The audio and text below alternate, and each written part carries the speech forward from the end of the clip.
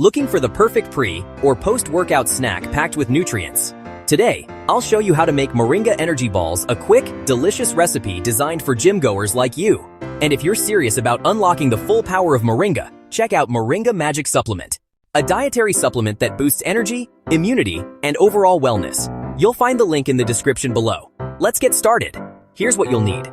1 cup rolled oats, ½ cup nut butter like almond or peanut, 1/4 cup honey or maple syrup, 2 tablespoons moringa powder, 1/4 cup chia seeds or flax seeds, and a handful of chopped nuts or dark chocolate chips. In a large bowl, add your oats, nut butter, honey, and the star ingredient moringa powder.